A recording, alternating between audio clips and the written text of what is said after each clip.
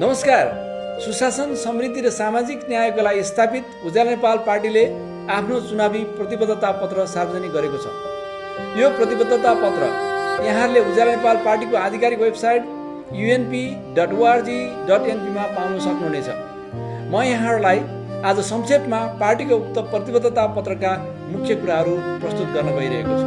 सबैभन्दा पहिले पार्टीले शासन प्रणाली, राज्य संरचना र निर्वाचन सुधारलाई प्राथमिकतामा राखेको छ। यस अन्तर्गत प्रतिनिधि सभा र प्रदेश सभामा सङ्ख्या घटाउने, सङ्घीय तथा प्रदेश मन्त्रालयको सङ्ख्या सीमित गर्ने, राज्य मन्त्री तथा सहायक मन्त्री नराख्ने, प्रदेशमा प्रत्यक्ष निर्वाचित मुख्यमन्त्रीको व्यवस्था गर्ने, स्थानीय निर्वाचनलाई साझा सहमतिको संस्कार विकास हुने गरी निर्दलीय बनाउने, जिल्ला बाहिर रहेका मतदातालाई नजिकको मतदान केन्द्रबाट मतदान सुविधा सुनिश्चित गर्न तथा विदेशमा रहेका नागरिकका लागि पनि मतदान व्यवस्था मिलाउने र कसैलाई पनि मतदान गर्दिन नो भोटको अधिकार प्रत्याभूत गर्ने प्रतिबद्धता राखिएको छ। दोस्रो, सुशासन र सार्वजनिक सेवा सुधारतर्फ प्रशासनलाई डिजिटल, पारदर्शी र जवाफदेही बनाइनेछ। नागरिकले सार्वजनिक सेवा समयमै पाउने गरी अधिकार सुनिश्चित गरिनेछ। नागरिक चार्टर स्थानीय भाषा र नागरिकले बुझ्ने भाषामा लागू गरिनेछ। सेवा प्रवाहमा ढिलाइ वा लापरवाही भए क्षतिपूर्ति वा दण्ड जरिवाना सहित सेवा प्रणालीलाई नतिजामुखी बनाइनेछ। साथै दलीय ट्रेड युनियन खारेज गरी ट्रेड युनियन सुधार गर्न पार्टीले प्रतिबद्धता व्यक्त गरेको छ। तेस्रो, भ्रष्टाचार नियन्त्रणमा पार्टीको नीति कडा र स्पष्ट छ। सरकारी कर्मचारीको वार्षिक सम्पत्ति विवरण अनलाइन सार्वजनिक गरिनेछ। भ्रष्टाचारलाई सार्वजनिक पदमा आजीवन प्रतिबन्ध लगाइनेछ। भ्रष्टाचारबाट आर्जित सम्पत्ति राष्ट्रियकरण गरिनेछ। साथै सूचनादातालाई प्रोत्साहन गर्ने पुरस्कार कोषको व्यवस्था गरिनेछ। चौथो, अर्थतन्त्र, विकास लक्ष्य र कानुनी सुधारतर्फ पार्टीले ठोस राष्ट्रिय लक्ष्य प्रस्तुत गरेको छ। 2030 सम्म करिब 70 अर्ब अमेरिकी डलर र 2035 सम्म करिब 111 अर्ब अमेरिकी डलर कुल ग्राहस्थ उत्पादन पुर्याउने लक्ष्य राखिएको छ। 2035 सम्म उच्च मध्यम आय भएको मुलुक बनाइने लक्ष्य छ। निर्याततर्फ 2030 सम्म 10 अर्ब अमेरिकी डलर र 2035 सम्म 20 अर्ब अमेरिकी डलर पुर्याइने लक्ष्य राखिएको छ। वार्षिक करिब 9 लाख रोजगारी सिर्जना गरिनेछ। विकासमा बाधक कानुन र प्रक्रियामा सुधार गर्न विकास छाता ऐन ल्याइनेछ। विकासका बाधक प्रमुख अन्तर्राष्ट्रिय सन्धि सम्झौताहरूको पुनर्वलोकन गरिनेछ र विकास दशक घोषणा गरी आर्थिक विकासलाई तीव्रता दिइनेछ। पाँचौं, ऊर्जा र जलविद्युततर्फ पार्टीको दृष्टि नेपाललाई ऊर्जामा आत्मनिर्भर र आम्दानीमुखी बनाउने तर्फ केन्द्रित छ। 2045 सम्म कार्बन न्युट्रल नेपालको लक्ष्य राखिएको छ। 2030 सम्म 12,000 मेगावाट विद्युत उत्पादन र प्रति व्यक्ति 800 किलोवाट घण्टासम्म खपत पुर्याउने लक्ष्य छ। यसै गरी 2035 सम्म 15,000 मेगावाट उत्पादन गरी निर्यात आम्दानीको 15% राष्ट्रिय समृद्धि कोषमा राखिने व्यवस्था मिलाइनेछ। साथै 30 वर्षपछि सरकारलाई हस्तान्तरण हुने जलविद्युत सम्पत्तिबाट आउने लाभको हिस्सा शिक्षा, स्वास्थ्य र रोजगारीमा लगानी गर्ने प्रतिबद्धता छ। हरेक नेपाली नागरिकलाई जलविद्युतमा आइपिओको मूल्यमा न्यूनतम 1000 किता सेयरको अवधारणा पनि अघि सारिएको छ। छैटौं, कृषि, सिँचाइ र खाद्य सुरक्षातर्फ अर्ग्यानिक कृषि क्रान्तिलाई जोड दिइएको छ। सिँचाइका लागि विद्युतमा सहुलियत, अर्ग्यानिक कृषिलाई प्रोत्साहन, कृषि अनुसन्धानलाई प्राथमिकता र कृषि अनुसन्धान केन्द्रलाई बलियो बनाउने नीति लिइएको छ। कृषि स्टार्टअप फन्ड मार्फत स्टार्टअपहरूलाई सहयोग गर्ने, कृषि लागत घटाउने कार्यक्रम लागू गर्ने, न्यूनतम समर्थन मूल्य र बजार सुनिश्चित गरेर किसानको आय स्थिर बनाउने र डिजिटल प्रणाली मार्फत सिधै अनुदान दिने व्यवस्था प्रस्ताव गरिएको छ।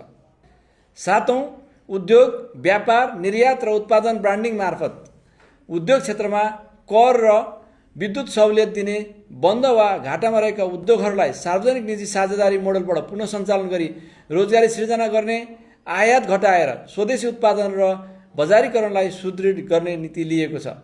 जडीबुटी, चिया, कफी लगायतका उत्पादनको मूल्य श्रृङ्खला विकास गर्ने र निर्यात बढाउन अन्तर्राष्ट्रिय बजार विस्तार तथा नीति सुधार गर्ने प्रतिबद्धता पनि समेटिएको छ। आठौं, पर्यटनतर्फ पार्टीले ठोस लक्ष्य राखेको छ।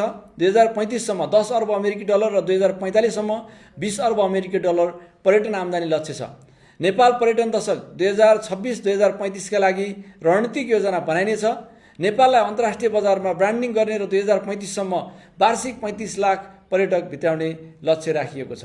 9औं, शिक्षातर्फ स्मार्ट स्कुल विकास र विस्तार, पढ्दै कमाउँदै कार्यक्रम लागू, शिक्षक तालिम र क्षमता विकास, शैक्षिक क्यालेन्डर अनिवार्य गर्ने विषयहरू रहेका छन्। तोकिएका शैक्षिक संस्था मार्फत विश्वविद्यालयसम्म निःशुल्क शिक्षा उपलब्ध गराउने, छात्रवृत्ति विस्तार गर्ने, विद्यालय छोड्ने स्कुल ड्रपआउट दर घटाउने कार्यक्रमहरू लागू गर्ने र प्रत्येक नवजात शिशुको नाममा रु 15,000 को शिक्षा बचत कोषको व्यवस्था गर्ने प्रतिबद्धता पनि छ। 10औं, स्वास्थ्यतर्फ तोकिएका स्वास्थ्य संस्थाबाट निःशुल्क स्वास्थ्य सेवा उपलब्ध गराइनेछ। मातृ तथा शिशु मृत्यु घटाउने, कुपोषण कम गर्ने, खोप तथा स्वास्थ्य सूचक सुधार गर्ने, मोबाइल क्लिनिक र टेलिमेडिसिन विस्तार गर्ने, आवश्यक औषधि र उपकरणहरू सुनिश्चित गर्ने र वडा स्तरमा मानसिक स्वास्थ्य परामर्श व्यवस्था गर्ने प्रतिबद्धता समेटिएको छ। 11औं, पूर्वाधार यातायात र शहरी विकासतर्फ 5 वर्षमा 8,000 किलोमिटर कालोपत्रे, 4,000 किलोमिटर ग्राभेल र 3,000 किलोमिटर नयाँ ट्र्याक खोल्ने लक्ष्य राखिएको छ।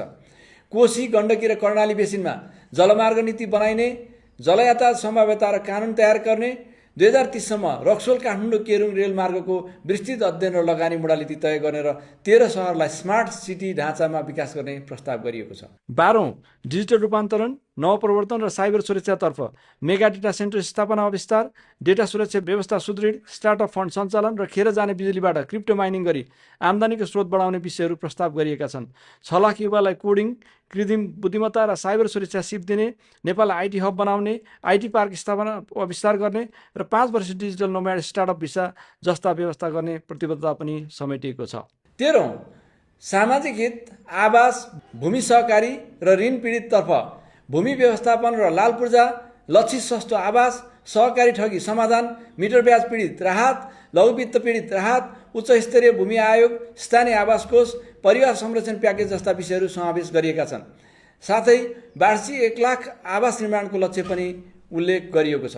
14औं, नागरिकता, गोर्खा आर्मी, प्रवासी र कूटनीतितर्फ गोर्खा सैनिकको समान पेन्सनका लागि सहजीकरण गर्ने, गोर्खा सैनिकका लागि नागरिकता सम्बन्धी आवश्यक व्यवस्था गर्ने र विदेशमा बसोबास गर्ने नेपाली तथा उनीहरूका सन्तानलाई वंशजको आधारमा नागरिकता दिन आवश्यक कानुन निर्माण वा संशोधन गर्ने प्रतिबद्धता राखिएको छ।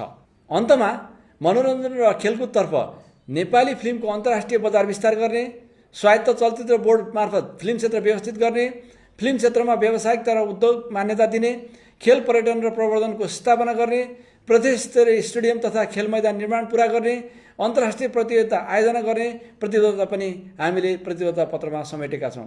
हामीले विभिन्न विषयका विज्ञहरू, अभ्यासकर्ताहरूसँग घनीभूत छलफल गरेर कार्यान्वयन योग्य कुराहरू मात्र यस प्रतिबद्धता पत्रमा उल्लेख गरेका छौँ। नेपालमा लामो समयदेखि क्रान्तिको सिलसिला चलिरहेको छ, तर क्रान्तिका उपलब्धिलाई आर्थिक रूपान्तरण मार्फत संस्थागत नगर्ने हो भने देशले अझै थप अकल्पिने क्रान्तिहरू भोग्नुपर्ने अवस्था छ। जेएनजी आन्दोलनको उपलब्धिलाई आर्थिक रूपान्तरण मार्फत संस्थागत गर्न हामीले उज्यालो नेपाल पार्टी दर्ता गरी आसन्न प्रतिनिधि सभा निर्वाचनको लागि उम्मेदवार दिएका छौँ।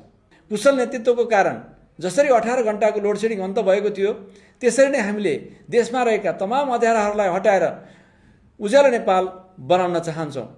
देशलाई रूपान्तरण गर्ने यस्तो ऐतिहासिक अवसर इतिहासमा बिरलै आउँछ। यो अवसर पनि हामीले गुमायौँ भने हाम्रो भविष्य अन्धकारमय हुन सक्छ। हामी तपाईँहरूलाई आश्वस्त पार्न चाहन्छौँ, केवल एकपटक उज्यालो नेपाल पार्टीलाई विश्वास गर्नुहोला, त्यसपछि देश रूपान्तरण गर्ने जिम्मा हाम्रो हुनेछ। आशा छ तपाईहरूले आगामी प्रतिनिधि सभा निर्वाचनमा प्रत्यक्षतर्फ बलिरहेको चुनाव चिन्ह चिम र समानुपातिकतर्फ बाँसुरीमा मत दिएर अत्याधिक मतले हामीलाई जिताउनुहुनेछ। धन्यवाद। उज्यालो नेपाल पार्टी। प्रत्यक्षतर्फ बलिरहेको चिम, समानुपातिकतर्फ बाँसुरी।